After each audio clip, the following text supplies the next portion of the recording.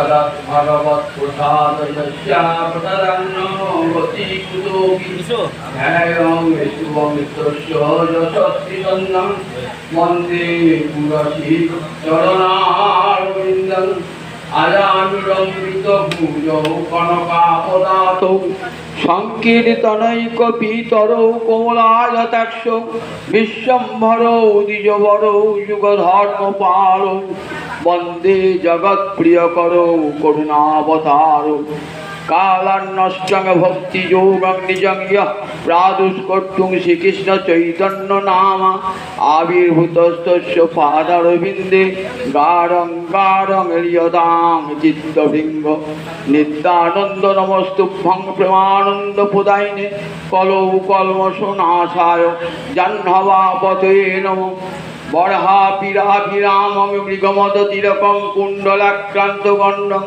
कञ्जाक्षं कम्बुकण्ठं स्मितशुभगमुखं साधरेण स्तवेणुं श्यामं शान्तं दिभङ्गं रविकरवसनं भूषितं वैजयन्तं वन्दे वृन्दावनस्थं युवतिशतवृतं ब्रह्मगोपालवेशं महाभावस्वरूपातं कृष्णप्रियावर्यसि प्रेम भक्ति प्रदे देवी राधिके तां नमाम्यहं वृंदा वै तुलसी देव्यै प्रिया वै केशवस्य च कृष्ण भक्ति प्रदे देवी सत्यवत्यै नमो नमः वाञ्छाकल्पतरुभ्यश्च कृपा सिन्धुभ्य एव च पतितानां पावनेभ्यो वैष्णवेभ्यो नमो नमः तुलसी काननं यत्र यत्र पद्मवनानि च पुराण पठनं यत्र तत्र सन्निहितो हरि जय रूप सनातन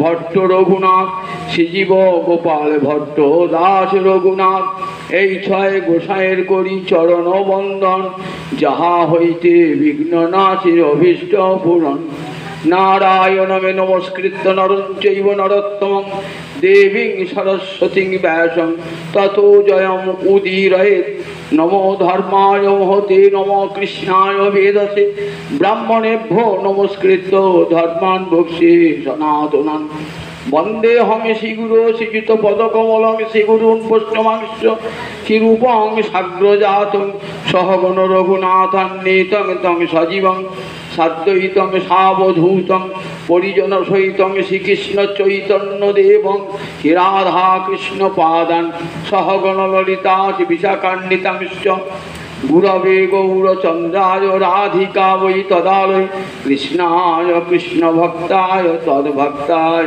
नमो नमः दिनादो मुरारे निषादो मुरारे दिनार्थे मुरारे निषार्थे मुरारे दिनान्ते मुरारे निशान्ते मुरारे तमेक गतिर्न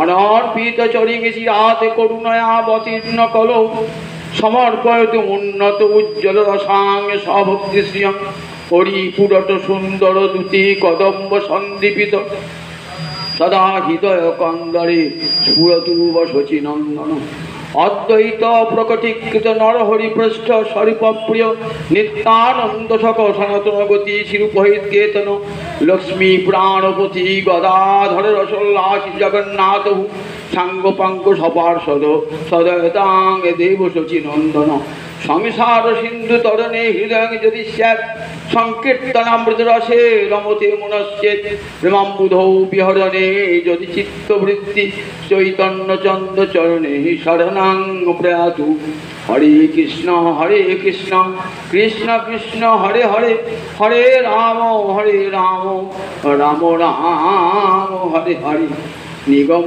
कल्पतरोरे गलितं फलं शुकमुखादि अमृतद्रव संयुतं पिबत भागवतमे रसमालयं मुहुरहो रसिका भुवि भावुका नित्यानंद सहित गौरांग जय जय शुनिले चैतन्य कथा भक्ति लक्ष्य हय निताय गौरी सीतानाथ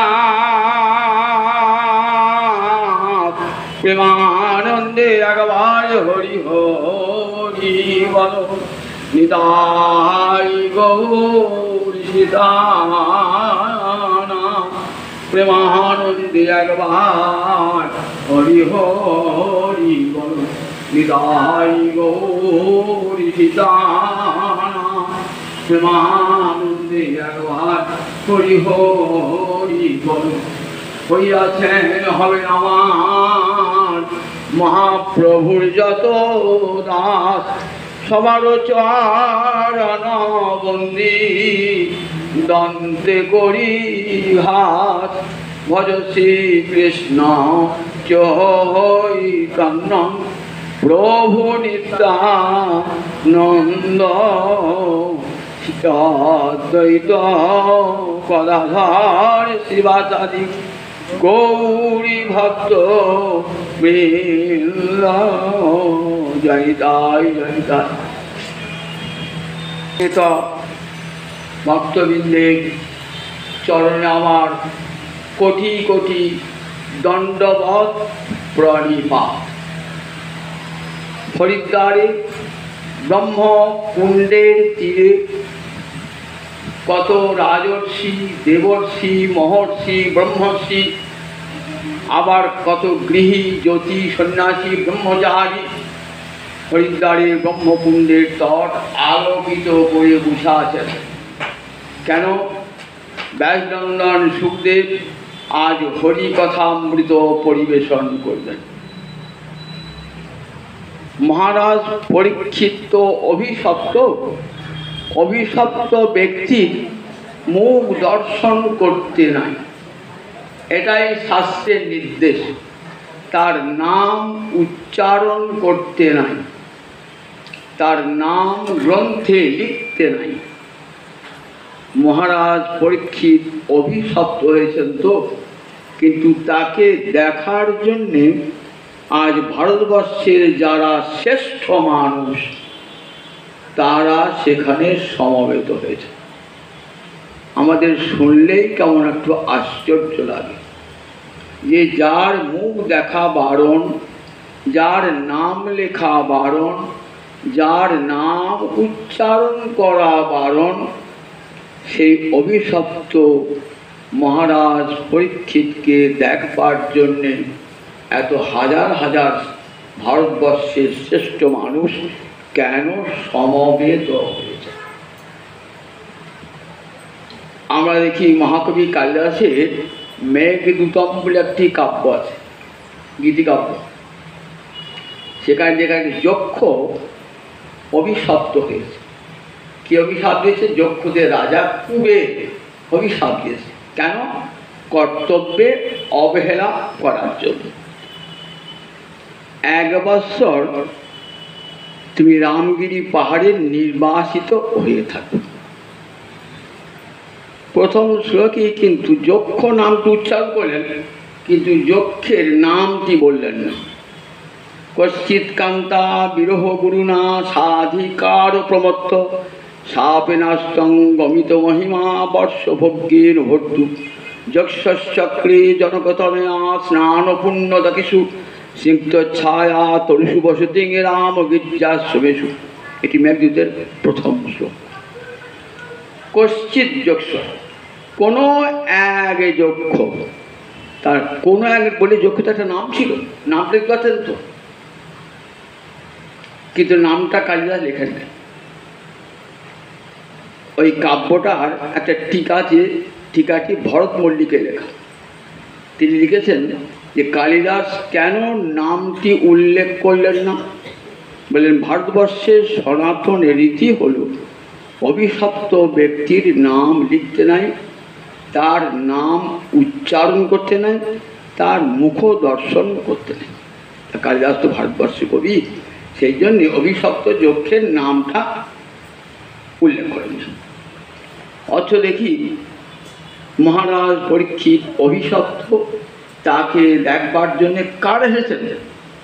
ভারতবর্ষে যারা শ্রেষ্ঠ মানুষ, এমনকি স্বয়ং ভগবান পর্যন্ত এসেছেন। কে স্বয়ং ভগবান? পরশুরাম। তখনও প্রকট পরশুরাম। কবে? ত্রেতা যুগে পরশুরাম এসেছেন। দাপরে তখনও পরশুরাম প্রকট। দাপর যুগ চলে আসছে, কলিযুগ আসছে, তখনই কিন্তু পরশুরাম প্রকট। মহেন্দ্র পর্বতে ছিলেন। রামচন্দ্র বললেন যাও তুমি মহেন্দ্র পর্বতে। বিয়ে করে যখন আসছিলেন না, প্রতিমধ্যে পরশুরাম বলছে, দেখো তোমার শক্তি কত, তুমি হরধনু ভেঙেছ, আমার এই ধনুরা ভাঙো দেখি। তখন ধনুটি আমার হাতে নিয়ে বাণ যোজনা করতে যাবেন, তখনই বুঝতে পারলেন যে রামচন্দ্রের কি শক্তি। বললেন, আপনি আমার গুরুর আত্মীয়, তাই আপনাকে হত্যা করব না, কিন্তু আপনাকে নির্বীর্য শক্তিহীন করে দিলাম। আপনি চলে যান মহেন্দ্র পর্বতে। পরশুরাম চলে গেলেন মহেন্দ্র পর্বতে, জানলেন আমার যুগ শেষ, এবার রামচন্দ্রের শুরু। সেই পরশুরাম স্বয়ং বসেছেন আজ হরিকথা শোনবার জন্য। দেখুন, স্বয়ং ভগবান করে এসেছেন। আবার যিনি ভাগবতের রচয়িতা ব্যাসদেব, তিনি বসান। ছেলে ভাগবত পাঠ করবে, বাবা শুনবে বসে বসে। কেন? ব্যাসদেব নিজে তো ভাগবত রচনা করেছেন, তার শোনার দরকার আছে। মানে হ্যাঁ, শোনার দরকার আছে। রাঁধুনি রান্না করে বটে, কিন্তু ব্যঞ্জনের আস্বাদ সে পায় না। ব্যঞ্জনের আস্বাদ পায় না। যখন পরিবেশন করে কেউ, তখন তার আস্বাদটি পাওয়া যায়। তাই রন্ধন করেছেন ব্যাসদেব, কিন্তু আস্বাদনটা সুমুখে। সুখমুখাৎ অমৃত দ্রব্য সংযত। তাই সুখের মুখ থেকে যখন শুনছেন, তখন দেখছেন আমার লেখা ভাগবতের এত আস্বাদ। বসে আছেন নারদ, বসে আছেন দেবল ঋষি, অত্রি, মরীচি, কশ্যপ, সব মহর্ষিরা, হাজার হাজার বছর বয়স, লক্ষ লক্ষ বছর বয়স, তারা যে হরিদ্বারী ব্রহ্মকুণ্ডের তট আলোকিত করে বসে আছেন। মহারাজ পরীক্ষিত আসন্ন মৃত্যু, করজোড়ে গললগ্নি কৃতবাসে, গলায় কাপড় জড়িয়ে বলছেন, প্রভু আমি তো আসন্ন মৃত্যু, এখন আমার কর্তব্য কি? প্রথমেই সুখদেব প্রশ্নটির প্রশংসা করলেন। বরিয়ান এস তে প্রশ্ন। বললেন, মহারাজ তোমার প্রশ্নটা অধিকতর শ্রেষ্ঠ। বরিয়ান মানে বড়, বরিয়ান বরিষ্ঠ। বরিয়ান মানে দুটোর মধ্যে তুলনা বোঝালে বরিয়ান হয়। এখন একটা প্রশ্ন আসবে যে সুখদেবকে যদি আর একটা লোক প্রশ্ন করত, তারপর যদি মহারাজ পরীক্ষিত প্রশ্ন করতেন, তাহলে দুটো তুলনা হতো। বলতে পারতেন তোমার চেয়ে পরীক্ষিতের প্রশ্নটা অধিকতর শ্রেষ্ঠ, কিন্তু আর তো কেউ জিজ্ঞাসা করেন নাই। তাহলে বরিয়ান অধিকতর শ্রেষ্ঠ বললেন কেন? একবার শ্রেষ্ঠ বলি পারতেন না। সুখদেব মনে পড়ল অতীতের কথা। কুরুক্ষেত্রের যুদ্ধে অর্জুন কৃষ্ণকে রথের সারথি হিসাবে পেয়েছেন। 18 দিন যুদ্ধ চলেছে। 18 দিন কত কাছে পেয়েছেন ভগবানকে। দেখবেন গীতায় কত শত প্রশ্ন করেছেন অর্জুন ভগবানকে, ভগবান উত্তর দিয়েছেন। কিন্তু কোথাও আছে গীতায় যে আসন্ন মৃত্যু জীবের কর্তব্য কি? কোথাও পাবেন না গীতায় যে আসন্ন মৃত্যু জীবের কর্তব্য। আমরা সবাই তো আসন্ন মৃত্যু। আসন্ন মৃত্যু মানে মৃত্যুর নিকটবর্তী। আসন্ন মানে নিকটবর্তী। আমি তো 20 বছর 25 বছর বয়স, মানে এখন আমার আসন্ন মৃত্যু কি হলো? বললেন, একটি করে দিন চলে যাচ্ছে, আর তোমার পরমায়ুর ভান্ডার হতে একটি করে দিন কমে যাচ্ছে। সূর্য উঠছে আবার অস্ত যাচ্ছে। সূর্য মানুষের আয়ু হরণ করে নিচ্ছে। আজ দিনটি কেটে গেল, আমার জীবনের যে পরমায়ু ভান্ডার থেকে একটি দিন আজ চলে গেল। তার সবাই তিল তিল করে আমরা মৃত্যুর দিকে অগ্রসর হচ্ছি। এমন একটি প্রশ্ন করলেন যে প্রশ্নটি সার্বজনীন, সবার ক্ষেত্রে খাটবে। যে শুধু মহারাজ পরীক্ষিতের ক্ষেত্রে নয়, আপনার আমার সবার ক্ষেত্রে খাটবে। সেই জন্য তো আমরা ভাগবত শুনতে বসি, আমাদের সবার কথা আছে ওতে। তাই সেই জন্য মহারাজ পরীক্ষিত যেন সমস্ত জীবের প্রতিনিধি হয়ে জিজ্ঞাসা করছেন যে আসন্ন মৃত্যু আমি, আসন্ন মৃত্যু জীবের কর্তব্য কি? তখন সুখদেব এই প্রথম মুখ খুললেন।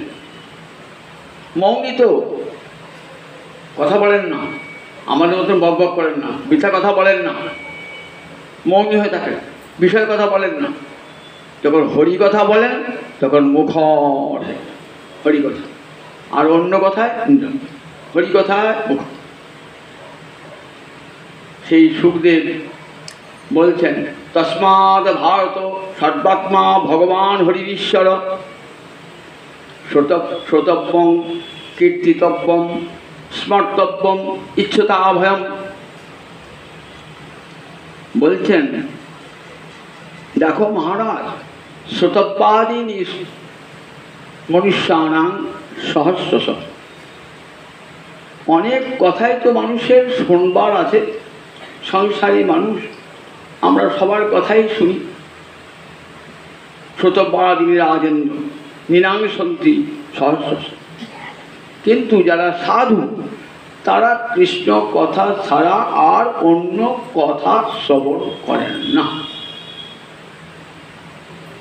কারণ তারা জানেন অন্য কথা শোনা মানে পরমায়ু অসৎ ব্যয় করা, অসৎ ব্যয়। অসৎ ব্যয় মানে আপনার টাকা আছে মেলা, আপনি অসৎ ব্যয় করলেন, ফুর্তিতে ভোগেতে বিলাসে কাটিয়ে দিলেন, একটি পয়সা ভালো কাজে লাগালেন না, মানুষের উপকার হবে, ভগবানের সেবায় লাগবে, দরিদ্রের সেবায় লাগবে, সেটি করলেন না, নিজে ভোগে সুখে কাটিয়ে দিলেন। তাহলে যে অর্থ ভগবান আপনাকে দিয়েছিলেন সে অর্থের অসৎ ব্যয় হয়ে গেল। অসৎ ব্যয় হলে আর ভগবান তাকে কোনোদিনই অর্থ দেন না। কিন্তু যে অর্থের সদ্ব্যবহার জানেন তাকে ভগবান জন্মে জন্মে অর্থ দেন। কারণ জানেন এর হাতে অর্থটি পড়লে এটি আমার সেবাতেই লাগবে, আমার ভক্তের সেবাতেই লাগবে। অসৎ ব্যক্তিকে দিলে পারে সে নিজের ভোগ সুখে লাগাবে। তাই পরমায়ু ভগবান দিয়েছেন কি জন্যে? তাকে সেবা করবার জন্য জীবনটা দিয়েছেন।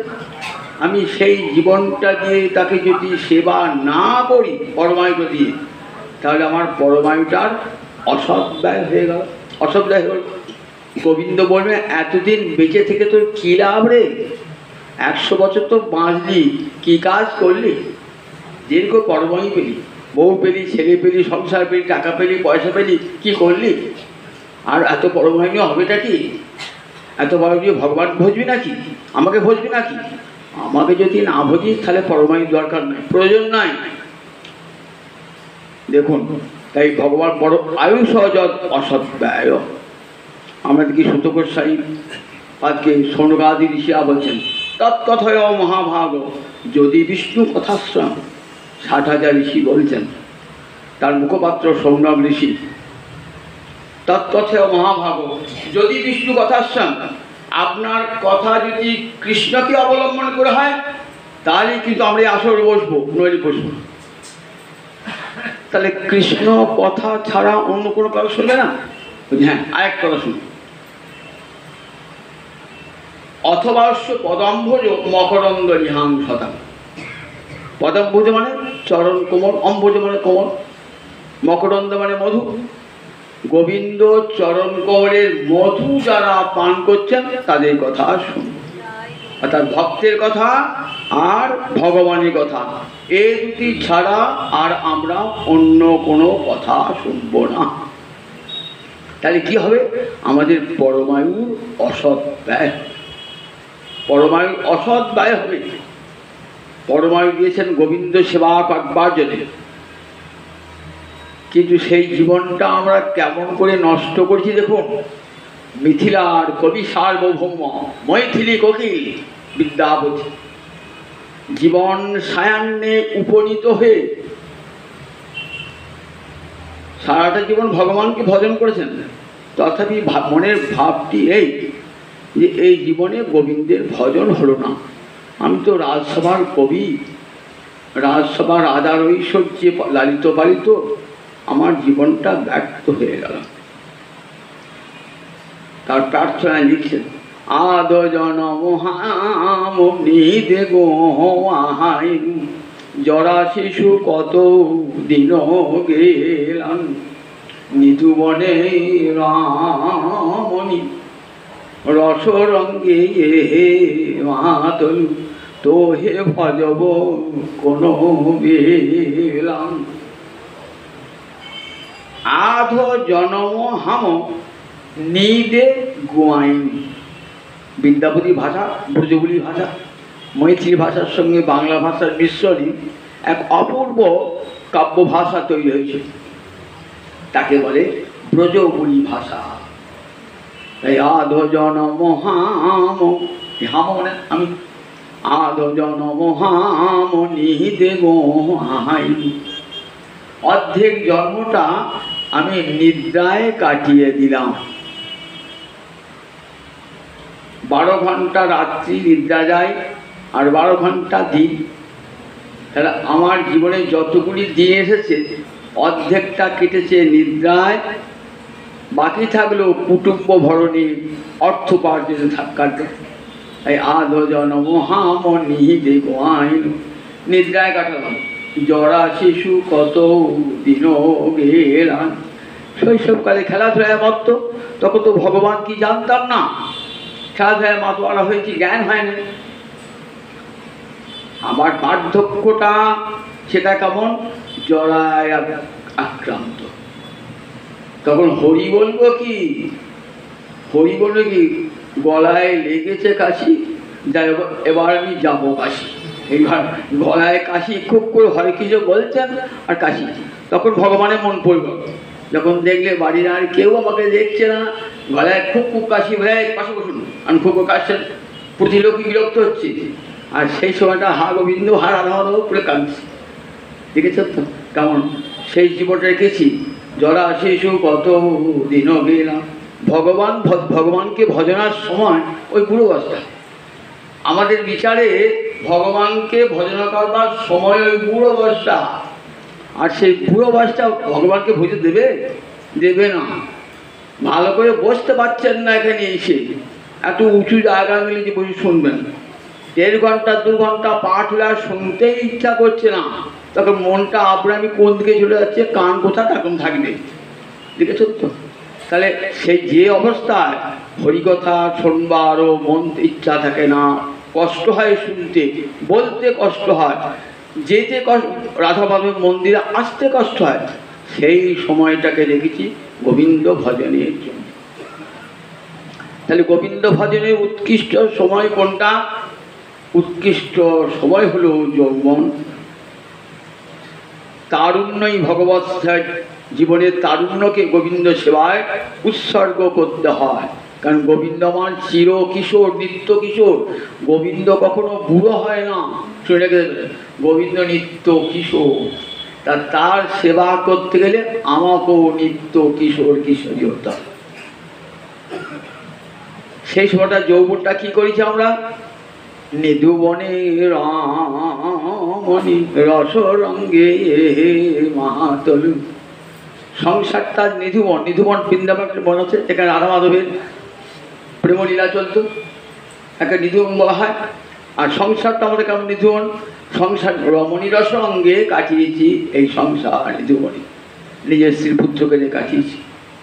তো হে ভজব কোন বেলাম।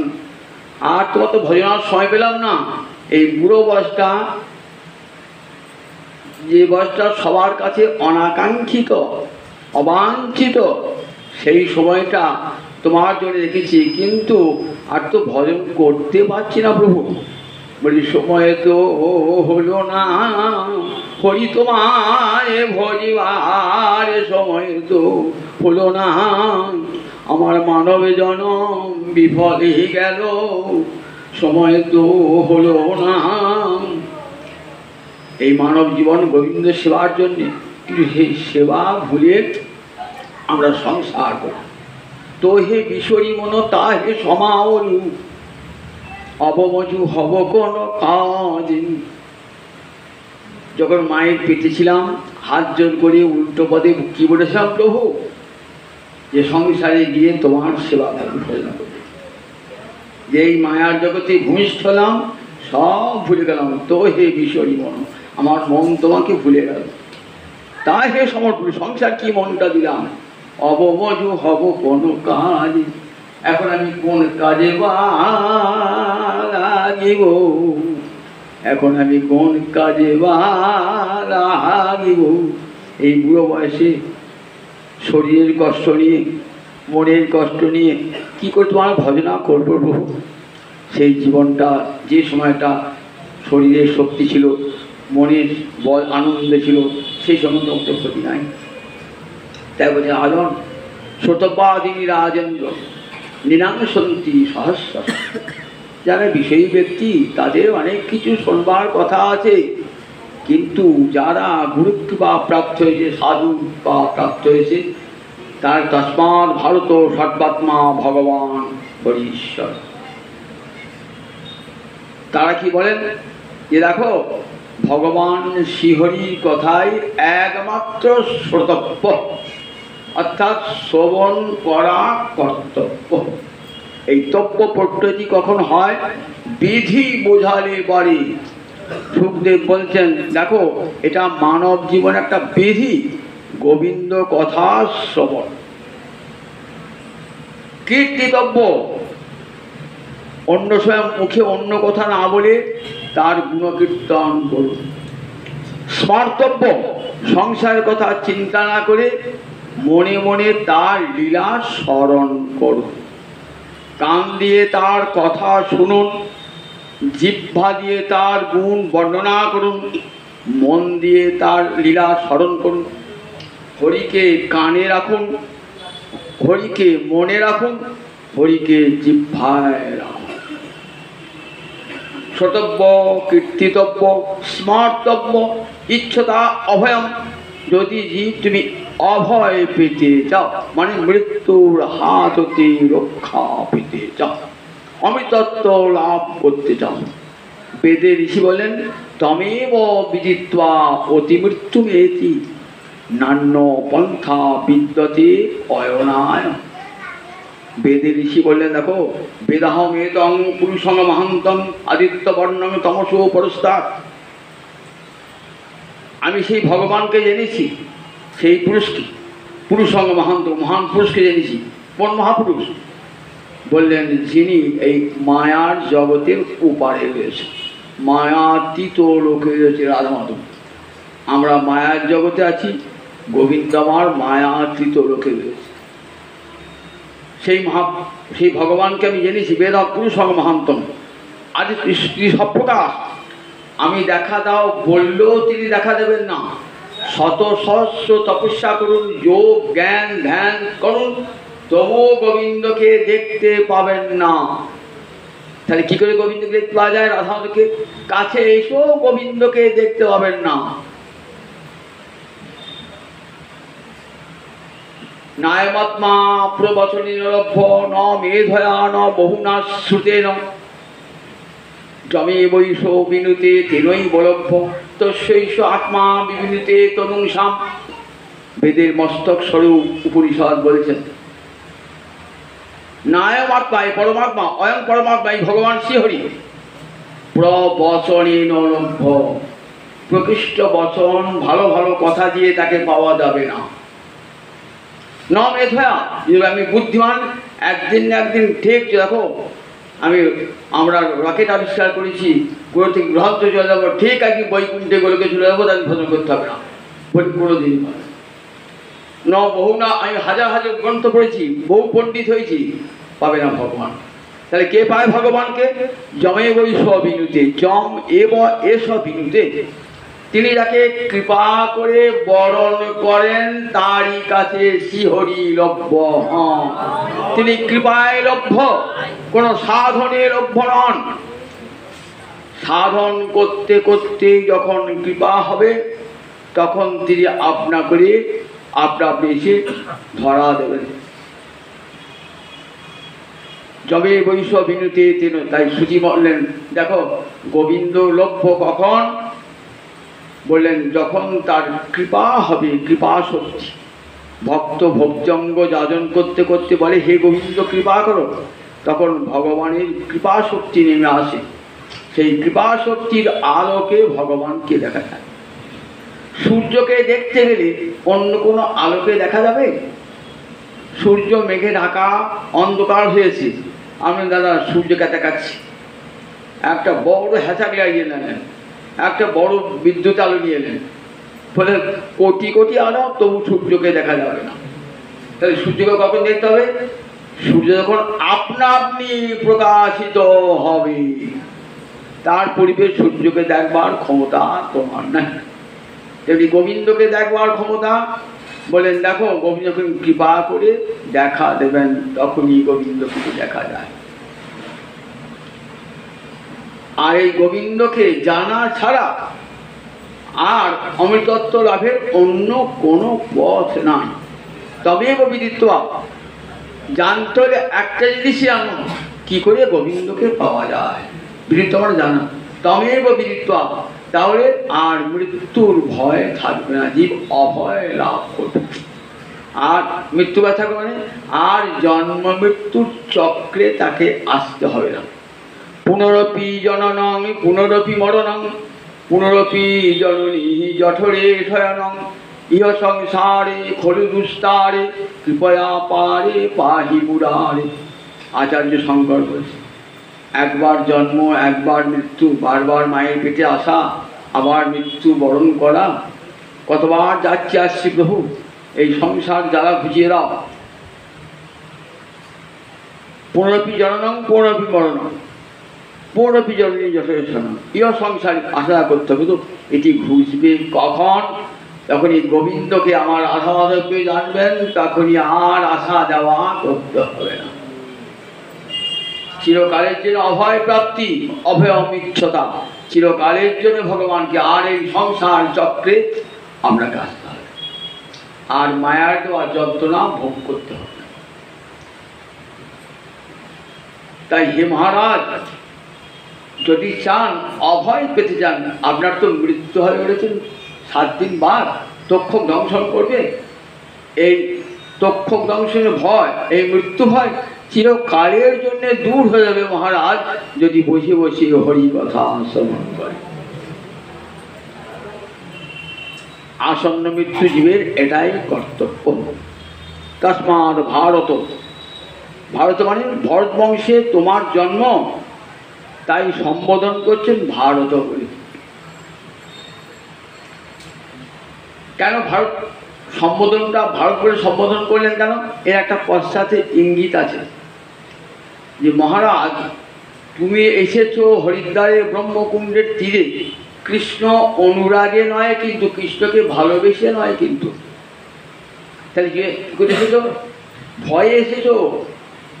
7 দিন বাদে দক্ষক দংশনে তোমার মৃত্যু হবে, তুমি অভিশাপ পেয়েছো তাই এসেছো।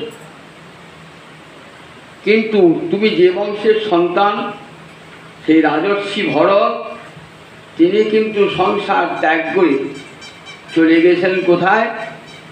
গণ্ডকী নদীর তীরে পূর্বাশ্রমে। তার মৃত্যু ভয় কিছুই ছিল না, কোনো ভয় ছিল না। হরি অনুরাগ সুদুস্তজ দার সুতান সুহৃদ্রাজ্যং হৃদিস্পৃশ জহৌ যুবৈব মলবৎ উত্তম শ্লোক লালস। যৌবন বয়সে রাজা, তুমি অনেকটা বয়সে তা অভিশাপ পেয়েছ, তাই নইলে আসতে না। অথচ তোমার আগে আসা ছিল কেন? তুমি মায়ের পেটে ভগবানের কৃপা পেয়েছ। রাজর্ষি ভরত মায়ের পেটে কৃপা পান নাই, 3 জন্ম বাদে কৃপা পেয়েছেন, আর তুমি মায়ের পেটে।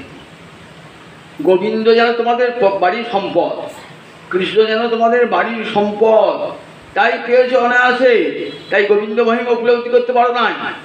যে জিনিসটা সহজলভ্য হয় সে জিনিসটার মহিমা কেউ বোঝে?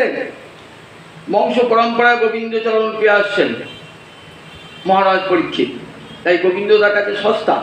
তাই গোবিন্দ সেবার জন্য তিনি সংসার ছেড়ে আসেন নাই, কিন্তু রাজর্ষি ভরত সুদুস্তজ দার সুতান শহীদ রাজ্যং হৃদস্পৃশ জহ যুবৈব মলবৎ উত্তম শ্লোক আলস। যৌবন বয়সে যখন স্ত্রীর প্রতি কত আকর্ষণ, পুত্রের প্রতি কত আকর্ষণ, সংসারের প্রতি কত আকর্ষণ, আত্মস্বজনের প্রতি কত আকর্ষণ, অর্থবিত্ত যশের প্রতি কত আকর্ষণ, এক মুহূর্তে পরিত্যাগ করলেন, চিন্তাও করেন না। সুদুস্তজ দার সুতা, দার মানে পত্নী, সুত মানে পুত্র, সুদুস্তজ দার সুতা শহীদ রাজ্য, নিজের বন্ধু বান্ধবকে ত্যাগ করলেন, রাজ্য ত্যাগ করলেন, যেগুলি হৃদয়কে স্পর্শ করে। হৃদস্পৃশ, যে স্ত্রী পুত্রের কথা আমার হৃদয়কে স্পর্শ করে, এক মুহূর্তে জহ যুবৈব মলবৎ উত্তম শ্লোকলাস। জহ মানে পরিত্যাগ করলেন। কেমন পরিত্যাগ করলেন? মলবৎ পরিত্যাগ করলেন। মলবৎ উদাহরণটি দিলেন কেন, উপহার দিলেন কেন? মল পরিত্যাগ করে ঘৃণায় তার দিকে কেউ আর পিছন ফিরে তাকান না। সংসারটা তার কাছে মলবৎ হয়ে গেল, পত্নী পুত্র মলবৎ, আর ঘৃণায় তাকান নাই তাদের দিকে, সংসার। গোবিন্দ চরণ পানে যে মন চলে ছুটে চলেছে, সেটা আর পিছন দিকে তাকায় নাকি? কৃষ্ণ ভক্ত আর পিছনে তাকায় না, সম্মুখে ছুটে ছুটে চলে। কৃষ্ণ কর্ণামৃতে রচয়িতা বিল্বমঙ্গল পাগল হয়ে ছুটছেন বৃন্দাবনের পথেতে, দুটো চোখ অন্ধ হয়ে গিয়েছে, কাঁদতে কাঁদতে চলেছেন, গোবিন্দকে দর্শন করছেন, গোবিন্দ রূপের বর্ণনা দিচ্ছেন। কি করে দিচ্ছ গো, তোমার তো দুটো চোখই নাই, কি করে গোবিন্দের বর্ণনা দিচ্ছ?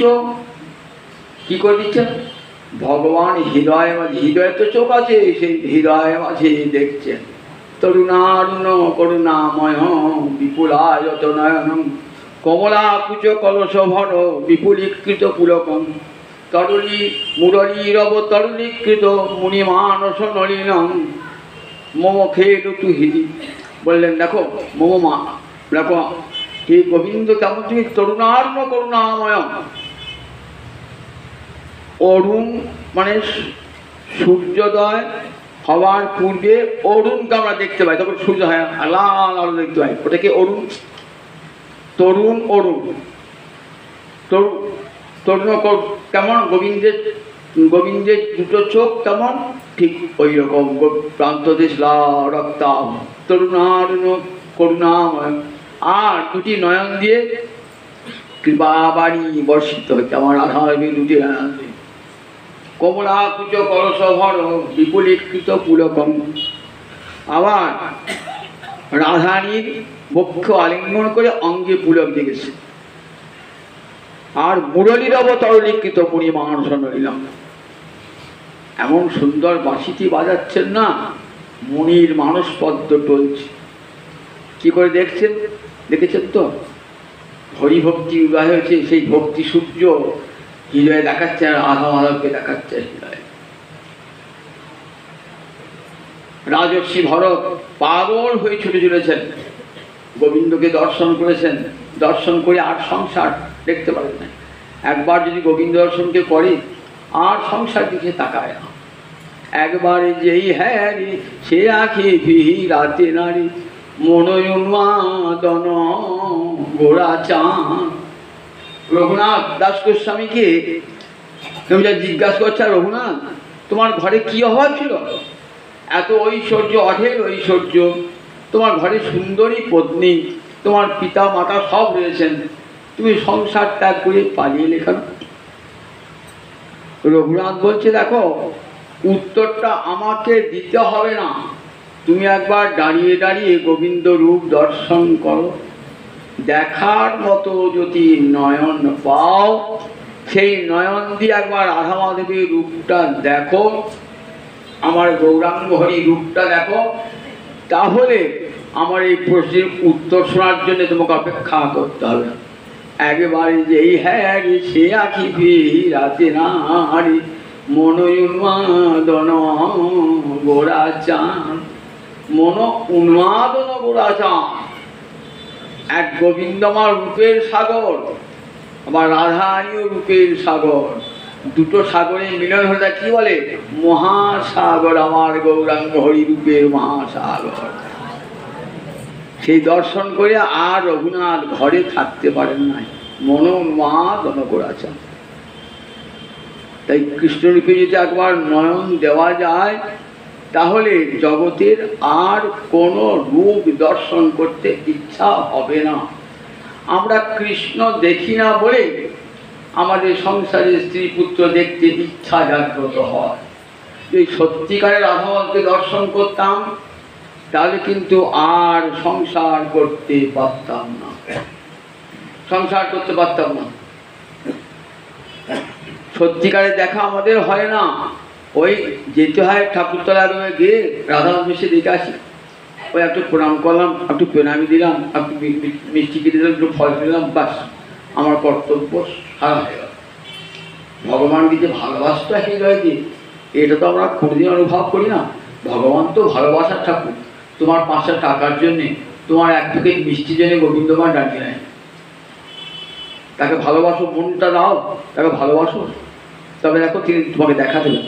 আমি তাকে দেখতেই যাই না, কর্তব্য কর্ম 7 বার জন্য এসেছি, যদি দেখতাম আর কোনো সংসারে ফিরতাম না।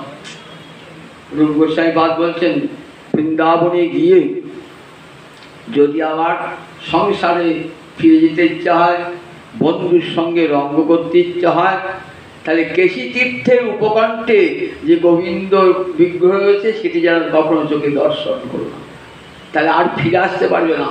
তখন ওই গোবিন্দ চরণে দেহ মন প্রাণ চিরকালের জন্য করবে। বাকি বিহারীকে দর্শন করে হরিদাস স্বামী আর আসতে পারলেন কোথাও? নিজের সমস্ত দেহ মন প্রাণ এই বাকি বিহারীর চরণে চিরকালের জন্য নিবেদন করলেন। আজ বৃন্দাবনে সেই বাকি বিহারী যাকে দেখলে পারে পাগল হয়ে যায়, তাই ঝলক দর্শন হয়, সবসময় দেখতে যায় না, দেখলে আর সংসারে অনুরাগ থাকবে না, ঝলক দর্শন হয়। দেখুন একই বলে দেখা হরিদাস স্বামী কেমন করে বাকি বিহারীর সেবা করছেন। একদিন তানসেনে গুরুদেব ছিলেন, একবারের সভায় বড় গায়ক ছিল, তার নাম তানসেন। তা একদিন তানসেনকে বলেছে, শোনো তানসেন, তুমি কার কাছে গান শিখেছো? বলে আমি গান শিখেছি হরিদাস স্বামীর কাছে। তোমার গুরুদেবকে একবার দেখাবে? বলে গুরুদেবকে দেখানো সে বড় কঠিন। গুরুদেব আমার একবার তো দেখাতাম ভোরবেলার দিকে, তারপর গুরুদেব দেখাই যেন সবসময় সেবায় ব্যস্ত থাকেন, ধ্যানে বসে থাকেন। তা ঠিক আছে রাজা, আপনি কোনো বলছেন দেখাবো, আবার গান শোনাবি? বলে হ্যাঁ, ভোরবেলা উঠে গোবিন্দকে জাগান তিনি, কি মধুর কণ্ঠে গান শোনেন। একবারকে নিয়ে গেছেন চোখ বেঁধে, নিয়ে গেছেন একবারে ভোরে বেলাতে, দূর থেকে নিধুমনে সেখানে গান, বাকি বিহারী মন্দিরে, সেখান থেকে দূর থেকে দেখছেন আর হরিদাস স্বামী অপূর্ব কণ্ঠে সেই গোবিন্দের নিদ্রা ভঙ্গ করছেন। তন্ময় হয়ে গেছেন একবার, প্রায় মূর্ছিত অবস্থা। অনেকক্ষণ পর সম্বিত ফিরে বারবার বলছে, তানসেন তুমি গুরুর কাছে কিছু শিক্ষাই পাও না, কোনো শিক্ষাই পাও না, তোমার গুরুদেবের কি গান! দেখো স্বর্গের দেবসভাতেও এমন গান হয় না, তুমি তেমন শিখতে পারো না গুরুদেবের কাছে। বললেন শুনুন দিল্লীশ্বর, আমি শিখেছি গুরুর কাছে, কিন্তু শিখলে কি হবে? আমি তো তোমাকে সন্তুষ্ট করবার জন্য গান গাই, তাই আমার আর গানের সুর নষ্ট হয়ে গেছে। আর আমার গুরুদেব জগতের ঈশ্বর, যিনি গোবিন্দকে গান শোনাচ্ছেন, গোবিন্দকে গান শোনাচ্ছেন, তাই তার কণ্ঠ দিনের পর দিন সুন্দর হচ্ছে। দেখেছেন তো, একবার মাকে বিহারীকে দেহ মন প্রাণ দিয়েছেন, আর সেখান থেকে মন ফেরান নাই। 6 গোস্বামী যখন বৃন্দাবনে গেলেন, আর ফিরে এসে সংসার করেছিলেন নাকি? 6 গোস্বামী জয় রূপ সনাতন ভট্ট রঘুনাথ, শ্রীজীব গোপাল ভট্ট দাস রঘুনাথ, আজও বাংলার ঘরে ঘরে এই 6 গোস্বামীর নাম। দেখেছেন তো, জগতে আর কোনো মহাজন এতখানি সমাদর পান নাই এই ছয় গোসাইয়ের যে আদর। ঘরে ঘরে আজ আমরা কীর্তন করি কেন? শুধু শুধু রাজ ঐশ্বর্য বৈভব সম্মান যশ খ্যাতি প্রতিষ্ঠা সব পরিত্যাগ করে দিয়ে গিয়ে বৃন্দাবনে মাধুকরী করছে। কিসের মোহে? কিসের মোহে? যে সনাতন গোসাই পাদ তৎকালীন যুগে বাংলার প্রধানমন্ত্রী হুসেন সাহেব, যে আমরা ইতিহাস পড়ছি তারা দেখবেন, তৎকালীন বাংলার শাসক হুসেন সাহেব প্রধানমন্ত্রী, তার কত সম্মান বলুন দেখি। আর রাজা তাকে বিশাল একটা দোতলা বাড়ি ছেড়িয়েছেন, সেখানে থাকেন সুন্দর শয্যায়, স্বর্ণ মুদ্রায় বেতন পান, কত ভোগে বিলাসে থাকেন। আজ বৃন্দাবনে গিয়ে কোথায় পড়ে আছেন? বৃন্দাবনে পড়ে আছেন ঘাসের উপর শুয়ে আছেন, ভিক মেঘে খাচ্ছেন, হাতে করে মাধুকরী খাচ্ছেন। আজ এখানে কাল সেখানে, এক এক বৃক্ষের তলে এক এক রাত্রি শয়ন। আজ এ গাছের তলায়, কাল সে গাছের তলায়। ক্ষুধা লাগতো না? বলে না, ক্ষুধা তৃষ্ণা সব দূরীভূত হয়ে গিয়েছিল। কারণ কৃষ্ণ কৃষ্ণ নামের সুধা পান করছেন, হরিনাম সুধা পান করছেন, কাজে সব অভাব দূর হয়ে গেছে। কৃষ্ণ নাম সুধা যে পান করে এই জগতে তার আর কিছু পান করতে চায় না। স্বর্গের সুধা পান করে আবার আর ইচ্ছা লাগে, কিন্তু কৃষ্ণ নাম সুধা আস্বাদন করে আর কোনো কিছুই আর ইচ্ছা লাগে না। রূপ সনাতন সব দেখুন, কয়েকটা উপরে আচ্ছাদন পর্যন্ত নাই, উপরে আচ্ছাদন পর্যন্ত নাই, নিচে শুয়ে আছেন ঝড় বৃষ্টি রৌদ্রের তাপ। দেখুন এখন তো সনাতনের মন্দির দেখতে পাবেন এই বৃন্দাবনে, তখন সনাতনের কোনো মন্দির করে ছিল না, অনেক পরে সেই মন্দির তৈরি হয়েছিল। তাহলে কেমন করে বৃন্দাবনে ভজন করছেন এই ছয় গোস্বামী, একবার দেখুন দেখি।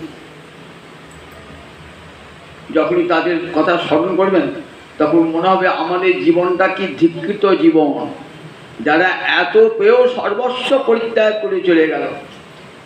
বৃন্দাবনে গিয়ে কি আস্বাদন পেয়েছিলেন, কি মাধুর্য আস্বাদন তাদের হয়েছিল, যে এমনি করে সংসার সুখকে সম্পূর্ণ বিসর্জন দিয়ে নিজের দেহ মন প্রাণ সব গোবিন্দে অর্পণ করে দিল। কত কষ্ট ভোগ করেছে যেখানে গিয়ে, কোনো কষ্টকে কষ্ট বলেই মনে হয় না।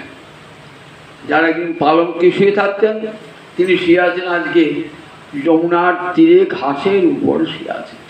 দেখুন আপনার কেমন ভজন করেছে দেখেছেন। আজকালকার মতো মহারাজও নয়, মহামণ্ডলেশ্বর নন, আবার বড় বড় নামি দামি গাড়ি করেও তারা আসতেন না, আর তাদের জন্য এত রাজ সমারোহ কেউ করতো না, আর চাইতেন না তারা। আজকের একজন বিশাল মহারাজ এসছেন, তার অভ্যর্থনার জন্য একবারে যেন প্রধানমন্ত্রী আসছেন, তার শিষ্যবর্গ একবারে ফুল চড়িয়ে তাকে, কিসের ভগবত ভজন তার, কিসের গোবিন্দ ভজন তার, যে নিজে গোবিন্দের আসন গ্রহণ করে ফেলেছে, যে নিজেই কোথায় তার কাছে গোবিন্দ, নিজেই গোবিন্দের আসন গ্রহণ করে ফেলেছে। দেখুন তার গোস্বামী পাদুনির কাছে কেমন শিক্ষার জিনিস আছে, দেখুন কেমন শিক্ষার জিনিস, যুগ যুগ ধরে এদিকে মানুষ মনে রাখবে। যারা সত্যিকারের ভজন সাধন করবে তারা যুগ যুগ ধরে এই ছয় গোস্বামীর কথা মনে রাখবে, যে কেমন মধুর ভজন, কেমন সব সুখ দুঃখ তুচ্ছ করে জগৎকে দেখিয়ে দিয়ে গেলেন। দেখো যদি ভজন করতে হয় এমনি করে সর্বস্ব ত্যাগ করে গোবিন্দ চরণে সম্পূর্ণ আত্মনিবেদন করে দাও, তবেই গোবিন্দ পাবে। সব হারালে তবেই গোবিন্দকে পাওয়া যায়, সব থাকতে কখনো গোবিন্দ পাওয়া যায় না। ভোগে সুখে বিলাসে থাকবো আর গোবিন্দ সেবা করবো বলে কোনোদিনই গোবিন্দ প্রাপ্তি হবে না। যতক্ষণ সব না হারাচ্ছ ততদিন গোবিন্দ প্রাপ্তি হবে না। আমা ভজে বিষয় মাগে, এত বড় মূর্খ, আমাকে ভজনা করছে, আমার কাছে বিষয় চাইছে, টাকা দাও, ধন দাও, দৌলত দাও, এত বড় মূর্খ। আমি বিজ্ঞ, সেই মূর্খে বিষয় কেন দিব? সচরণামৃত দিয়া তারে বিষয় ভুলাই। ভজতাম অনিচ্ছতাম, কি করেন? ইচ্ছা পিদানম, কামনা বাসনার যে ইচ্ছা তার উপর নিজ পাদপল্লব বিছিয়ে দেন। ফলে ভক্তের আর কোনো ইচ্ছাই থাকে না, ইচ্ছাই থাকে না। একটা ছেলে সে একটা পচা চপ, দুদিনকার বাসি চপ খাচ্ছে, বাবাদের গায়ে খাস না, রোগ হবে, হাতে খেয়ে নেবেন তো। ছেলেটা কান্তার মুখ করে বাবা খাচ্ছিলাম, তখন ছেলেটাকে ভোলাবার জন্য টাটকা রাজভোগ এনে ছেলে হাতে তুলে দেন, এ তো আমার কর্তব্য। তা আমরা পচা ওই চপ বিষয় ভোগ করছি। গুরুদেব কৃপা করে কি করেন, গুরুদেব পিতা তোমরা দেখো ওই বিষয়টা পচা চপের মতো, ওটা কি হবে, তোমার আধ্যাত্মিক জীবনকে ক্ষতিগ্রস্ত করবে। সুতরাং দেখো আমি দিলাম এই কৃষ্ণ ভক্তিরূপ রসগোল্লা দিলাম, তাও জীবন ধন্যাতি ধন্য হয়ে যাবে। তাই আমার ভজে বিষয় মাগে, এত বড় মূর্খ আমাকে ভজছে বা ভগবানকে আমাকে পয়সা চাইছি, টাকা চাইছি। আমি বিজ্ঞ, সে অজ্ঞ হতে পারে, আমি তো বিজ্ঞ পিতা। সেই মূর্খে বিষয় কেন দিব, আমি কেন বিষয় দেবো? সচর নাম মূর্তি আধারে বিষয়ে ভুলাই। বিষয়ে ভুললে একটা অন্তরে কষ্ট হবে তো, আমি কি করব, নিজের চরণের ছায়াদিত আর বিষয়ের চিন্তায় থাকে। তাই রূপ সনাতনের অন্তরের বিষয়ের চিন্তাই ছিল না, সর্বস্ব তারা গোবিন্দ চরণে নিবেদন করেছিলেন। বিন্দুমাত্র তার জন্য কোনো দুঃখ হয় না। রঘুনাথ দাস গোস্বামী বাঘ বলতে গেলে এক প্রকার রাজারই ছেলে, কত ঐশ্বর্য বলুন দেখে একবার। আদি সপ্তগ্রামে জমিদাবাড়ি ছেলে, কত ঐশ্বর্য তার। দেখুন এক মুহূর্তে সর্বস্ব পরিত্যাগ করি, ইন্দ্র সম ঐশ্বর্য, অপ্সরা সম স্ত্রী, এক মুহূর্তে পরিত্যাগ করে চলে গেলেন মহাপ্রভুর চরণে। মহাপ্রভুর চরণে দেহ মন প্রাণ চিরকালে যে সমর্পণ করে দিলেন। আর রঘুনাথ ফিরেও এলেন না। পানিহাটিতে এই জ্যৈষ্ঠ মাস আসছে, দণ্ড মহোৎসব শুক্লপক্ষের ত্রয়োদশীতে নিতাই চাঁদের করুণা লাভ হয়ে চলে গেলেন একবারে কোথায়, পুরীধামে। পুরীধামে গিয়ে মহাপ্রভু কৃপা, সেখানে মহাপ্রভু অপ্রকটের পর চলে গেলেন বৃন্দাবনে।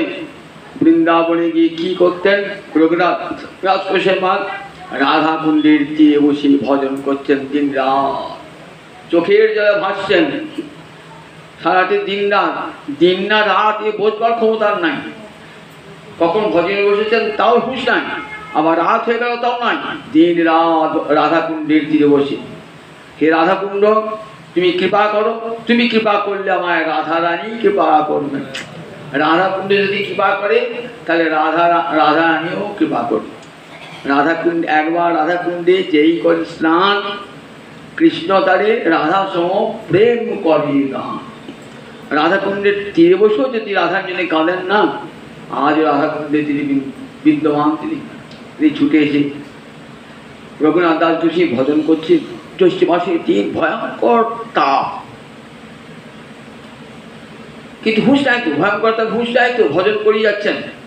সূর্য প্রখর মার্তণ্ড তাপ। দেখুন রাধানী পিছনে দাঁড়িয়ে কি করছে, আঁচলটি দিয়ে রঘুনাথের মাথা ধুয়ে আছে, যাতে রঘুনাথের রোদ্রের তাপ না লাগে। দেখেছেন তো কেমন হুঁশ নাই। এদিকে রাধানী আমার কৃপাময়ী এসেছেন, আমার রঘুনাথ কষ্ট পাবে। এমনি করে সব বৃন্দাবনে ছয় গোস্বামীরা এমনি করে ভজন করেছেন। এই ভজন শিখলে, এই ভজন তাদের কথা পড়লে আমাদের অন্তর দেখে যে আমার কি ভজন করি, সামান্য একটু তিলক সেবা করি, একটু গলায় মালা পরি, রাধা মাধবের প্রসাদ খেয়ে খেয়ে বেড়াই, তুই বলে আর তিথি ঘুরে বেড়াচ্ছি বলে ভজন হচ্ছে। কিছুই ভজন হয় না, কিছুই ভজন হয় না। মালা পড়লে তিলক সেবা করলে ভজন হয় না। মনটা গোবিন্দের চরণে দান করতে হয়। এবার তার জন্য কাঁদি, তাকে ভালোবাসি, ভালোবাসে তিনি চান, মনটা চান। যেন কেন উপায় ন মনো কৃষ্ণে নিকেশ হয়, যেন কেন উপায় ন, শত্রুভাবী হোক, মিত্রভাবী হোক, পুত্রভাবী হোক, যে কোনো ভাবে মনটা গোবিন্দ চরণে দিয়ে দাও। কে বলছেন? দেবর্ষী নারদ বলছেন মহারাজ যুধিষ্ঠিরকে, যেন কেন উপায় ন মনো কৃষ্ণে নিবেশ হয়, যে কোনো উপায়ে মনটা গোবিন্দ চরণে একবার অর্পণ করে দাও। কিন্তু মনটা না দিয়ে ভগবানকে টাকা দিলাম, কাপড় দিলাম, গয়না দিলাম, নিজের তিলক কাটলাম, তীর্থে তীর্থে ঘুরে বেড়ালাম বলে কোনো এই কোটি কোটি ভজন করলেও কোনো ফল হবে না। কোটি কোটি ফল হবে না, কারণ আমার মনটা যে সংসারী, মনের ষোলানা আমার স্ত্রীতে, পুত্রেতে, অর্থে, বৃত্তে, সব। সেই ঠাকুর রামদেদার গল্প আছে, শোনাই, হাসির গল্প। আমি এক স্বর্ণকার, সেই স্বর্ণকার তার মালা তিলক সব আছে, মালা জপ করছে, হরি হরি নাম জপ করছে। আর লোক ঠকাতে এখন ওস্তাদ, লোক ঠকাতে ওস্তাদ। তা কতগুলো খদ্দের এসেছে, তা বলছেন কে সব, কে সব, কে সব, কিসের নাম তো কর্মচারী বলছে ওরা কারা, কারা খদ্দের এসছে? গোপাল, গোপাল, গোপাল করে কিসের নাম? ওরা গোয়ালা, গরু চোষণ করে, ওরা কিছু বুদ্ধি শুদ্ধি কিছু নাই। গোপাল, গোপাল। তাহলে চুরি করব? হরি হরি চুরি করবো? কর্মচারী বলছে সোনা চুরি করব? হরি হরি। মালিক বলছে হর হর চুরি করো। দেখেছেন তো আমাদের ভজনটা ঠিক এইরকম ভজন আমাদের, কেশব কেশব, গোপাল গোপাল, হরি হরি হর। এরকম ভগবান এদিকে তিলক কেটেছি, মালা পড়েছি, অথচ লোককে কী করে ঠকাবো, প্রবঞ্চনা করবো, এটা প্রকার প্রতারণা। মনটি দিলাম না, মনটাকে দাও সর্বাগ্রে, মনটি আমাকে অর্পণ করে দাও, তবে তো ভজন। বলে ভজনের সর্বাগ ভগবান অন্তর বিহারী, তিনি আমার অন্তরে ঢুকে দেখেন যে আমার মনটা কোথায় আছে, তাতে আছে না সংসারে আছে। শত সহস্র মালা করলেও গোবিন্দ আসবেন না, তবে করতে হবে, মালাও করতে হবে, তিলক সেবা করতে হবে, কারণ এগুলো মনকে শাসন করে। আপনি যখন আয়না দেখছেন আমি তিলক কেটেছি, গলায় মালা পড়ছি, তখনই ভয় হবে, ছিছি আমি গলায় মালা পরে তিলক কেটে লোককে অন্যায় করছি, মালা জপ করছি, মিছে কথা বলছি। এগুলো শাসনের জন্য করতেই হবে, মনে রাখবেন, নইলে কিন্তু ভজন হবে না। শাসন করবার জন্য যখন দেখবো গলায় মালা পড়ছি না, তখন ছিছি গলায় মালা পরে মিথ্যা কথা বললাম, তিলকে মিথ্যা কথা বললাম। এই হতে হতে হতে হতে একদিন না একদিন ঠিক গুরু কৃপা লাভ হয়ে যাবে। মিছিমিছি করুন, মিছিমিছি করুন। বললেন ভজন সাধন যদি মিছিমিছিও করেন, একদিন না একদিন দেখবেন ঠিক সত্যের কাছে পৌঁছে গিয়েছে, মিছিমিছি করলো। তাই এগুলো আমাদের করতে হবে। বৈষ্ণবেরা বিধান দিয়েছেন তো যে তিলক সেবা করুন, মালা করুন, গলায় মালা নিন, এগুলো বিধানগুলো দিয়েছেন তো। কেন দিয়েছেন? যে যাতে আমাদের মনটাকে দণ্ডদান করা যায়, শাসন করা যায়, অন্তরটা ভয়ও থাকবে। দেখো আমি গলায় মালা পড়েছি আর আমি সাদিয়ে আহার করছি, ছি ছি ছি কি হেনা লাগবে নিজে, তখন আমরা দূর এসব জিনিস খাবো না। যে মুখে হরিনাম করছি, মালা করছি, গলায় মালা করছি, ওসব আর খাবো না। এইগুলি জন্য নিতে হয়। কিন্তু মনে রাখবেন আসল জিনিস ভগবান অন্তরে বিহারী, তিনি চান আমার মনটা, যে মনটা যেন গোবিন্দ চরণে অর্পণ করতে পারি। তাই বলে দেখো কর্তব্য সবসময় কী স্মরণ করবে, বললে তার লীলা স্মরণ করবে। মন যখন ফাঁকা থাকবে, বিষয় চিন্তা না করে, আমাদের মন কোনো সময় ফাঁকা থাকে না। দেখবেন মন এমনই একটা না, তো কোনো সময় ফাঁকা থাকে না। কাজকর্ম যখন রয়েছে, কাজকর্মে মনটা রয়েছে, যখন বিশ্রাম নিচ্ছেন তখন মনে আবার কতগুলো আবিলতা, কত রকম চিন্তা এসে হাজির করেছে। মন কখনো, মনস্তত্ত্ব বিজ্ঞান বলে যে দেখো মন কখনো ফাঁকা থাকে না। সেই যে মনকে যাতে ফাঁকা না থাকে, আর মন যদি একবার ফাঁকা থাকে না, তাহলে দুর্বৃত্তের কারখানা হয়ে যায় মনটা। সেই মনে কী করতে হবে, সবসময় ভগবানের নাম স্মরণ কীর্তন করতে হবে। খানিকক্ষণ গ্রন্থপাঠ করলাম, ভাগবত শ্রবণ করলাম, এমনি করে দেখবেন মনটা আস্তে আস্তে আস্তে আস্তে আস্তে কী হবে, মানে চেতো দর্পণ মার্জন, আমার চিত্তে যে ময়লা সেটা তো একদিনে যাবে না, সেটা দূর করবার জন্যে রোজ রোজ একটু করে ঘষতে হবে। আপনি একটা জায়গায় রান্না করেন তো, একটা পাত্রেতে, একটা কড়াই কি একটা হাঁড়িতে, তিনি দেখলেন বাবা এক মাসে এত ময়লা পড়েছে, একদিনে যাবে সেটা, সেটাকে ঘষতে ঘষতে ঘষতে আবার স্বাভাবিক রূপ ফিরে পাবে অনেক দেরি। ঠিক তেমনি আমার এক জন্মের ময়লা নয়, কোটি কোটি জন্মের ময়লা আছে, এক জন্মই তো বুঝবে না। তার জন্যই গোবিন্দের নাম, ওই নাম হলো মার্জন, মা নাম হলো মার্জন। ওই নাম হরিনাম মার্জন দিয়ে কি বলবে, ওই চিত্তরূপ দর্পণটাকে মার্জিত করবে। বাজারে অনেক মাজন পাওয়া যায়, অনেক মাজন পাওয়া তো দামি দামি, এটা নিয়ে যান, দেখবেন আপনার বাসন একটুও দাগ থাকবে না। নিয়ে গেলে তেমন কাজ হলো না। আবার এক একটা মাজন আছে খুব কম দাম, কিন্তু কম দাম হলে কী হবে, কাজেতে আবার সবার সেরা। দোকানদার পরে দেখো এর তো বেশি চাহিদা নাই, লোকে দামি দামি মিলছে, তো একটা কম দামে মাঝে মাঝে নিয়ে যাবে কি, দেখি একবার এটা একবার ছিটিয়ে দিলে হবে, আর একটু জল ঢেলে দেবেন পরিষ্কার হয়ে যাবে। ভাবছি আর দামি দামি সব নিয়ে যায়, ওই তো পরিষ্কার হয় না। বলি এটা নিয়ে গিয়ে দেখুন, মাজনটা নিয়ে এলেন, ছিটিয়ে দিলেন, একটু জল ঢেলে দিলেন, পরিষ্কার হয়ে গেল। তেমনি আমি যে জ্ঞানীর কাছে যান, বলে চিত্তবাদন জ্ঞান সাধন করো, ও বলে যোগ সাধন করো, ও বলে অষ্টাঙ্গ যোগ করো, বরবার দামি দামি মাজন সহ দেবে। আর কৃষ্ণ ভক্ত বলে আমার একটা কমদয়ের মলম আছে, দেবে মাজন আছে, দেবে কি নাম, কি মাজনটা নাম, তা বললে একবার কি করবে না, একবার হা গোবিন্দ হা গোবিন্দ বলে কাঁ দিবে, আর চোখের জলে ধুয়ে দেবে, দেখবে এক মুহূর্তে হৃদয় পরিষ্কার হয়ে গেছে। এই জন্য পয়সাও লাগে না, কিছুই লাগে না, হৃদয় কোনো কষ্ট করতে হয় না, হৃদয় নির্মল, হৃদয় নির্মল ভেলতা গৌরাঙ্গের মধুর লীলা যাহারে কর্ণে প্রবেশিলা হৃদয় নির্মল ভেলতার। যতক্ষণ শুনলেন পাঠ ততক্ষণ তো মনটা নির্মল হয়ে থাকলো। এমনি করে সময়টা বাড়াতে হবে, 24 ঘন্টার মধ্যে 1 ঘন্টা যা করবে, 23 ঘন্টা আমার বিষয় চিন্তা, 1 ঘন্টা তো গোবিন্দের চিন্তা হবে। এমনি করে আমি জপ করতে বসলাম, গীতা পড়তে বসলাম, এমনি আস্তে আস্তে আস্তে সময়টা বাড়ান, দেখবেন সমস্ত মনটাই কোন ফাঁকে গোবিন্দকে দিয়ে ফেলেছে। তাই হরিনাম হলো চেত দর্পণ মাত্র মহাপুরুষ, চিত্ত দর্পণকে মাটি করে দেয়, জীব তার আপন স্বরূপ দেখতে পায়। আমি তো কৃষ্ণদাস, এই বোধ জীবের আসে, তখনই জীবের মঙ্গল। যতক্ষণ পর্যন্ত আমি রাম শ্যাম যদু মধু, আমি ব্রাহ্মণ ক্ষত্রিয়, এই বোধ থাকবে, ততক্ষণ কৃষ্ণ ভজন হবে না।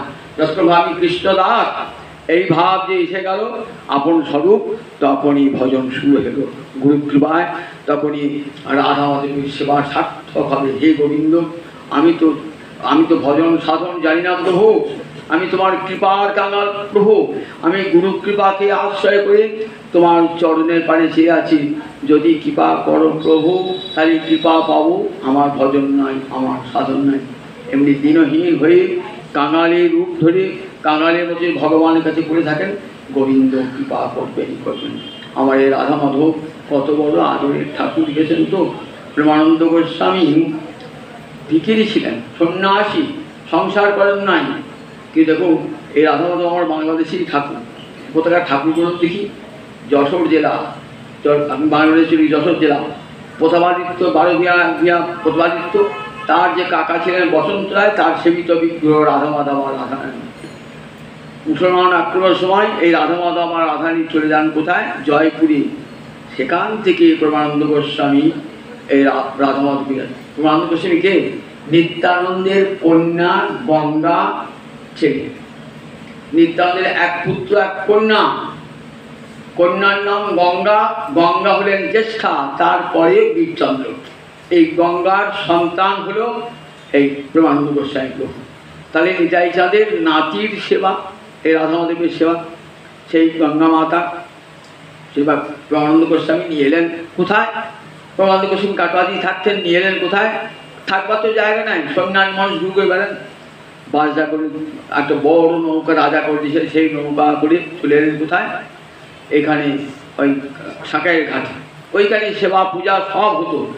প্রেমানন্দ বলছে, প্রভু আমার কাছে এলে ভিখিরি মানুষ, কি তোমার সেবা করবো, কিন্তু কোথা থেকে সব সেবার উপচার জোগাড় হয়েছে, কোথায় স্থায়ী রাখা যায় ভগবানকে, বাজাতে চিরকাল সেবা হতে পারে না।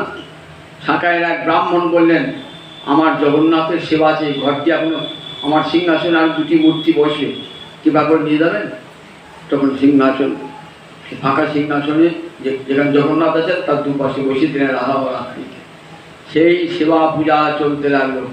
সব প্রেমানন্দ গোস্বামীর বংশ পরম্পরায় এই রাধা মাধবের সেবা চলছে। প্রেমানন্দ গোস্বামী আবার কামরূপ মশাই যারা সেবা করতেন না, তাদের জন্য আলাদা 4 দিদির সেবা দিয়েছেন। তাদের কৃষ্ণ সেবার এত অনুরাগ দেখে প্রেমানন্দ গোস্বামী নিজের বংশকে ছাড়াও তাদের 4 দিদির সেবা দিয়েছেন। এখন এই গোবিন্দের সেবা গোস্বামী বংশ এবং তার যারা দৌহিত্র আছে তারা সেবা প্রাপ্ত হন। আমার প্রভু, আমরা সেই একই বংশীয়, একই বংশ সন্তান। অনেকেই আবার এই প্রভুকে চিনতেন, যারা দেখেছেন তো। আমার এই আনন্দমোহন গোস্বামী প্রভু কত বড় পণ্ডিত, কত বড় বিদ্বান ছিলেন না, কত বড় বড় মাপের মানুষ ছিলেন না, তারা যার না দেখেছেন অনুভব করতে পারবেন না। কত গ্রন্থ লেখা আছে সংস্কৃত সাহিত্যে, সুপণ্ডিত, বৈষ্ণব দর্শনে সুপণ্ডিত। আমি তার অন্তেবাসী ছিলাম, চরণাশ্রয় করে দীর্ঘ 25-30 বছর তার সান্নিধ্য লাভ করেছিলাম। আমি যা বলছি সব তার কৃপার দান, তারই কথা আপনাদের শোনাচ্ছি, তার মুখে যা যা শুনেছি সেইগুলাই আপনাদের কাছে শোনাচ্ছি। আমার নিজের কোনো কৃতিত্ব নাই, যদি কৃতিত্ব থাকে তাহলে আমার এই প্রভুর কৃতিত্ব। কত বড় মানুষ ছিলেন, অনেকে যারা দেখেছেন তার জানতে অনুগ্রহ করবেন, যারা দেখেন নাই তারাও শুনে রাখুন কত বড় মাপের মানুষ ছিলেন। আমাদের গঙ্গা বংশের অলঙ্কার ছিলেন অনন্ত গোস্বামী, যাকে চেনে না পশ্চিমবাংলায় এমন লোক নাই। আজও বৃন্দাবন দেখবেন রাধাকুণ্ডের তীরের মূর্তি আছে, আমার দেখুন রাধাকুণ্ডের তীরেতে আমি গিয়ে দেখেছি রাধাকুণ্ডের তীরের পুকুর মূর্তি। নবদ্বীপের সর্বত্র এত সুনাম, অনেকপুর নাম বললেই সবাই নমস্কার জানায়।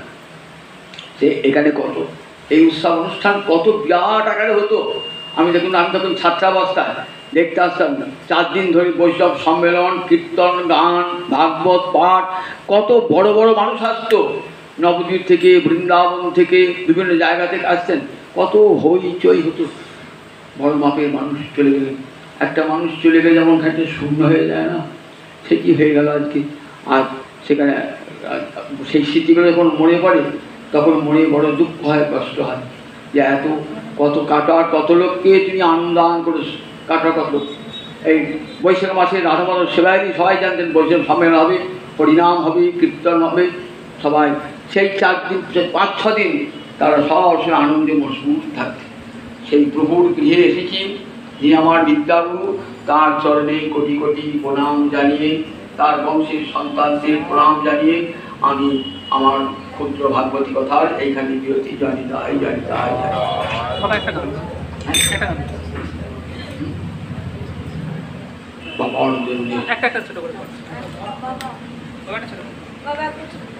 দেখো দেখো সবে শ্রী রাধা মাধবে, দেখো দেখো সবে শ্রী রাধা মাধবে, রতন মন্দির মাঝে,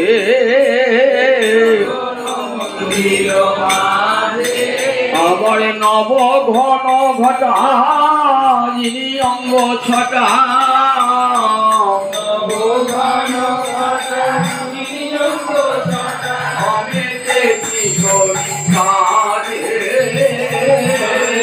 কিশোরী সাজে ঘটা করে যেন মেঘে মেঘে, ঘটা করে যেন মেঘে নেমেছে, প্রেমানন্দে কুঞ্জ মাঝে ঘটা করে যেন মেঘে মেঘে, আনন্দে কুঞ্জ মাঝে ঘটা করে যেন মেঘে নেমেছে, পরিশনে জগৎ ভাষাবে বলি,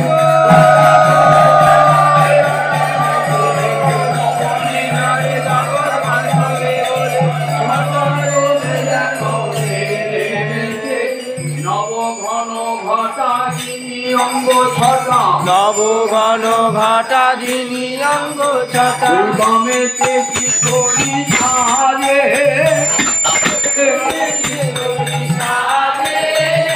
নীলপত্র যিনি চন্দ্রমুখ খানি,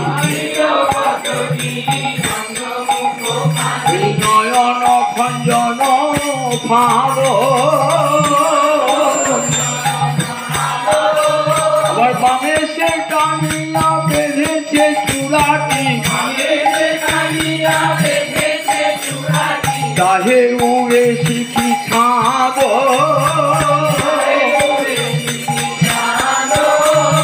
তাহে উড়ে শিখি ছাদ,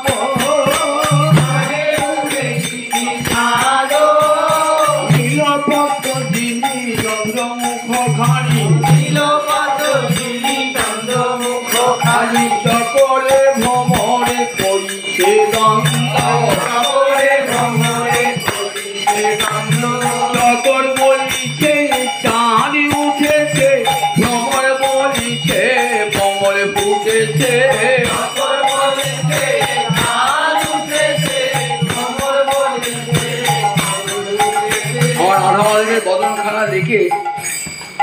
চকর যে চাঁদকে দেখতে যায় না, সে বলছে চাঁদ উঠেছে, আর ব্রহ্ম বলছে না না পদ্ম ফুল ফুটেছে। চকরে ভ্রমরে করিছে ধন্য, চকর বলিছে চাঁদ উঠেছে, ভ্রমর বলিছে কমল ফুটেছে, আমার রাধা মাধবের বদলে রাধা মাধবের বদলে চকরে ভ্রমরে বামে সে টানিয়া বেঁধেছে চূড়াটি, তাহে উড়ে শিখি ছাদ, আবার গণ্ডে ঝল বল মকর কুণ্ডল, নাসাতে বেসর দোলে, আবার বলরাজন বদ বাহুতে শোভিত, মালতীর মালা গলে, কত গরমে করে তুলিছে মালা, আমার মাধবের কণ্ঠ আলো করে কত গরম করে তুলিছে মালা,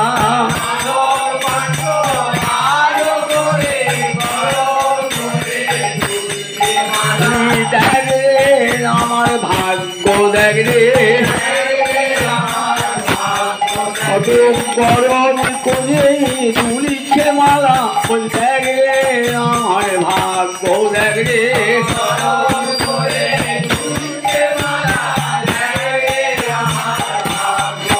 আমার মাধবে কণ্ঠ আর করে গরমে করে তুলিছে মালা, মাধবে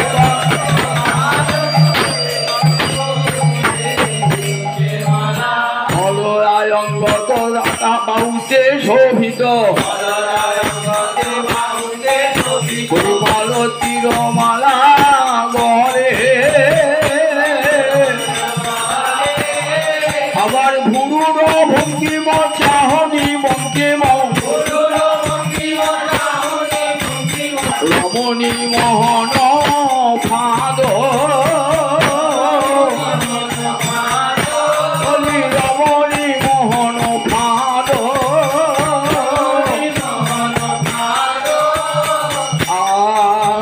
ভুরুর ভঙ্গিম চাহনি বঙ্কিম, মুরলীর উপরে কত শোভা করে, সহদর্শন চাঁদ, সহদর্শন চাঁদ, চাঁদ নেচে নেচে বেড়ায়, দশ নখে দশ খণ্ড হলে চাঁদ নেচে নেচে বেড়ায়,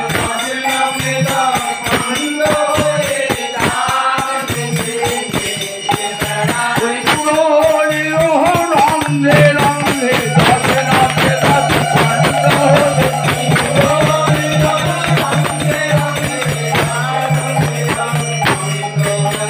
মুরলীর উপরে কত শোভা করে,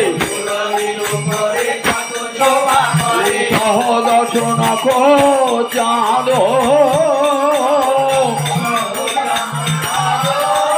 ভুরুর ভঙ্গিমা চাহনি বঙ্কিম, রমণী মোহন ফাঁদ, আবার একে সে রাধিকা কনক লতিকা, একে সে রাধিকা কনক লতিকা, নামে বিরাজিত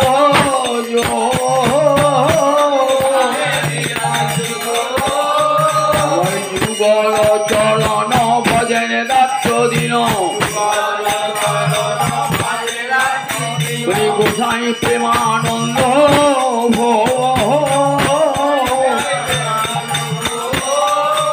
প্রেমানন্দ রানী জানে না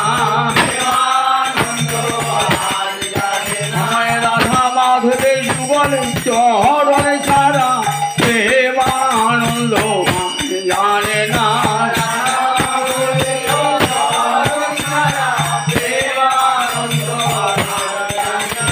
যুগল চরণ তার সারে বর্তমান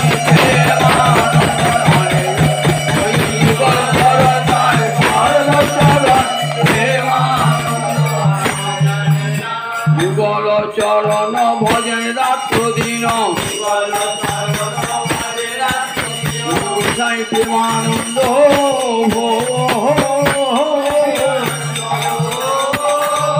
গোসাই প্রেমানন্দ